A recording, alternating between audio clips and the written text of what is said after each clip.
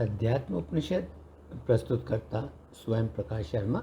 दूसरा व अंतिम भाग। दूसरे व अंतिम भाग में अध्यात्म, ब्रह्म, आत्मा इत्यादि का विवरण संपन्न किया जाता है। उपनिषद भेद या अंतर का जो बोध लगता है, जो अंतर दिखता है, उसकी जड़ तो समझने वाले व्यक्ति के मन में होती है। जब मन का अभाव होता है तब भेद या अंतर का बोध भी नहीं होता। जब व्यक्ति का मन अस्तित्व ही नहीं रखता तब उसे भेद या अंतर का भी बोध नहीं होता, तब भेद या अंतर भी अस्तित्व नहीं रखता। इसलिए व्यक्ति अपने मन को परमात्मा पर विषय के रूप में एकाग्रचित करे, वह परमात्मा पर विषय के रूप में ध्यान लगाए। जब व्यक्ति को उस आत्मा का बोध अपने ही सार के रूप में हो जाता है, जो आत्मा अस्तित्वमान और अनंत आनंद है, तब उसके बाद वह भीतरी और बाहरी रूप से उस अनंत आनंद का स्वाद लेता है। यह जान लेना चाहिए कि वैराग्य का फल ज्ञान होता है और ज्ञान का फल विथड्रॉल या अलग होना होता है। जब व्यक्ति आत्मा का अनुभव आनंद के रूप में करता है तो यह उसे शांति की ओर ले जाता है, और फिर शांति तो विड्रॉल या अलग होने का ही फल है। यह भी जान लेना चाहिए कि बिना बाद वाली अवस्थाओं के पहले या पूर्व वाली अवस्थाएं कोई फल देती नहीं। अवस्थाएं तो तभी फल देती हैं जब उनकी बाद वाली अवस्थाएं होती हैं, और वह जो समाप्ति या अंत है वह तो परम संतुष्टि है, और वह जो अतुलनीय आनंद है, वह अतुलनीय आनंद तो एकदम अपने आप स्पॉन्टेनियसली आता है। महान वाक्य तत्त्वम असि, इस वाक्य में जो तत् शब्द है, उस शब्द का मतलब वह ब्रह्म, वह भगवान है। इस शब्द का जो अनुभव किया हुआ भाव है, उस भाव में माया उसका अनुलग्नक है, एडजंक्ट है। वह ब्रह्म, वह भगवान तो जगत कारण है, वह तो जगत का कारण है, वह सर्वज्ञाता इत्यादि इस प्रकार के शब्दों द्वारा चित्रित किया जाता है। वह ब्रह्म तो सर्वश्रेष्ठता की ऐसी आभा से रंगा हुआ है, जो आभा उसे मानवीय तर्क और मानवीय समझ के परे पना देती है। वह तो अनिवार्य रूप से सत्य इत्यादि है। त्वम शब्द का जो अनुभव किया हुआ भाव है, वह भाव तो मैं और मेरे, इनके विचार के अभिव्यक्ति की सामग्री के रूप में प्रकाशित होता है। वह तो मन के साथ मिश्रित जागरूकता है, जो मन व्यक्ति की अनुभूति का भीतरी अंग है। परम आत्मा तो सच्चित आनंद है। उसका संकेत तो व्यक्ति को तभी मिलता है जब माया और अज्ञान, जो भगवान और परम जीव के अनुलग्नक हैं, जब इन अनुलग्नकों को उनके ऊपर से हटाया जाता है। इस प्रकार जो सुनना है, वह सुनना तो वाक्यों के माध्यम से उसके सही मतलब तक पहुंचना है। इसके विपरीत जो सोचना है, वह सोचना तो इसकी कंसिस्टेंसी, इसकी संगति का तर्क द्वारा बोध होना है। जब सब कुछ को छोड़कर उस मतलब पर ध्यान लगाया जाता है, जो मतलब सुनने और सोचने के साथ साफ और स्पष्ट हो गया है, तो उसे ध्यान कहते हैं। एकाग्रता तो मन की उस दशा को कहते हैं जिस दशा में व्यक्ति ध्यान और ध्यान लगाने वाले में जो द्वैत है, जो फर्क है, उस द्वैत, उस फर्क को व्यक्ति पार कर चुका है, जिसके बाद वह धीरे धीरे ध्यान और केवल ध्यान की वस्तु, ध्यान के लक्ष्य पर ही अपना ध्यान टिका कर रखता है और फिर वह उस लौ जैसा बिल्कुल स्थिर हो जाता है जो लौ वायुहीन स्थान में चलने के कारण बिल्कुल स्थिर रहती है। आत्मा के संबंध में जो भी परिवर्तन होते हैं, जो भी बदलाव होते हैं, वे सभी के सभी परिवर्तन इस अवस्था में पहचाने भी नहीं जाते। उनका तो व्यक्ति केवल अनुभव ही लगा सकता है, अनुमान ही लगा सकता है, गैस ही कर सकता है, और वह भी समाधि की अवस्था के समाप्त होने पर। अपने पूर्व आरंभहीन जन्मों में व्यक्ति ने जो भी अनगिनत कर्म संचित किए हैं, इकट्ठे किए हैं, वे सभी के सभी कर्म तो एकाग्रता द्वारा समाप्त किए जाते हैं, डिजॉल्व किए जाते हैं, और तब व्यक्ति में शुद्ध सद्गुण पनपते हैं। जो लोग योग को अच्छी तरह जानते हैं, वे लोग इसे सद्गुणों का बादल कहते हैं, क्योंकि हजारों धाराओं द्वारा यह सद्गुणों की वर्षा करता है। जब भीतरी स्वभावों या भीतरी आवेगों का बोझा इस सद्गुणों के बादल से बिना कोई भी अवशेष छोड़े पूरी तरह से नष्ट कर दिया जाता है, और जब अच्छे और बुरे सभी कर्मों का बोझा भी पूरी तरह जड़ से उखाड़ दिया जाता है, तब महान ग्रंथों के जो विषय और सीख हैं, जो विषय और सीख सबसे पहले प्रकाशमान होकर आगे उभरते थे, अब वही विषय और वही सीख बिना किसी भी बाधा के ऐसी जागरूकता पैदा करते हैं कि व्यक्ति इन सब का मतलब ऐसे स्पष्ट और साफ साफ देख लेता है, जैसा कि वह अपने हथेली पर रखे हुए किसी फल को साफ साफ देख लेता है। भोग की जो भी वस्तुएं हैं, उन सभी वस्तुओं का जो भीतरी भाव या आवेग है, उस भाव या उस आवेग का फिर न उभरना या फिर घटित न होना, यही अनासक्ति की सबसे ऊंची अवस्था दर्शाती है। और जो जागरूकता है, उसकी सबसे ऊंची अवस्था तब दर्शाई जाती है जब अहंकार, जब मैं और मेरे, जब इनका भीतरी भाव भी उभरता नहीं, इनका भीतरी भाव भी घटित होता नहीं। विथड्रॉल या अलग होना, इसकी सबसे ऊंची अवस्था, इसका सबसे ऊंचा शिखर तब होता है जब व्यक्ति का जो आनंद लेने वाला निहित भाव, छुपा हुआ भाव या आवेग है, तब वह निहित छुपा हुआ आवेग भी उभरता नहीं, जब वह छुपा हुआ निहित आवेग भी घटित होता नहीं। वह व्यक्ति स्थिर बुद्धि वाला तपस्वी है। जो व्यक्ति चिरकाल तक आनंद भोगता है, उसकी आत्मा तो उस ब्रह्म में ही विलीन है, जो ब्रह्म अडिग और बिल्कुल निष्क्रिय और शांत है। और प्रज्ञा या बुद्धिमत्ता को इस प्रकार परिभाषित किया जाता है कि वह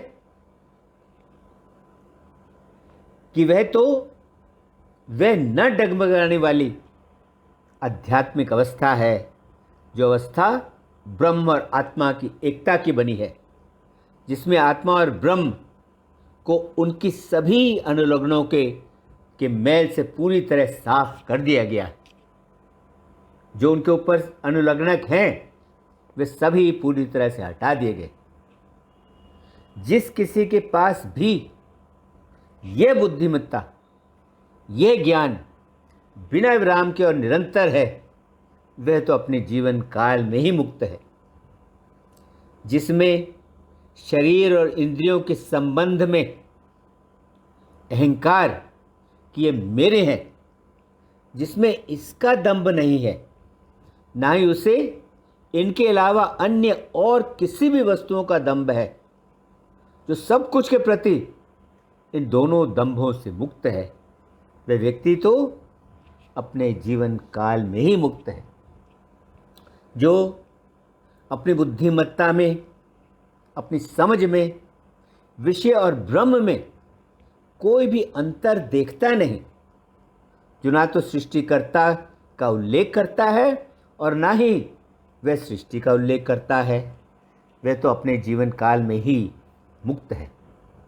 जिसका रवैया दोनों परिस्थितियों में एक जैसा है, एक जैसा रहता है, जब वह भले लोगों द्वारा सम्मानित किया जा रहा हो या जब वह दुष्ट लोगों द्वारा प्रताड़ित किया जा रहा हो या सताया जा रहा हो, वह व्यक्ति तो अपने जीवन काल में मुक्त है।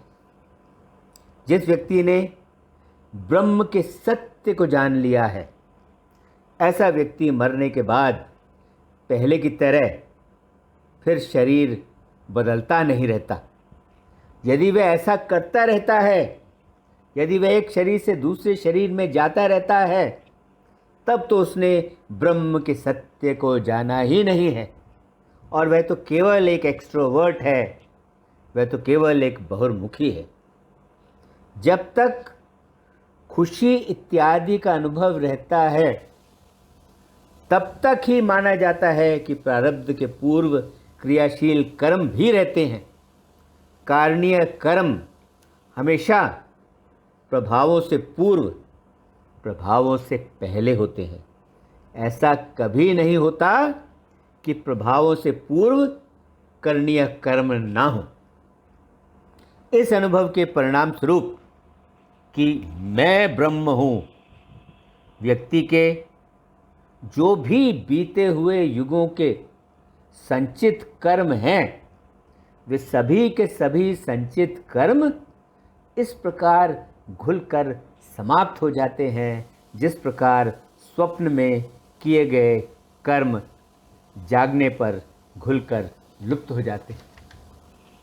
जिस प्रकार आकाश से कुछ भी चिपकता नहीं, ठीक उसी प्रकार भविष्य में होने वाले कर्म भी रत्ती भर भी ऐसे ऋषि से चिपकते नहीं, जिस ऋषि ने आत्मा को स्वाधीन और अनासक्त जान और समझ लिया।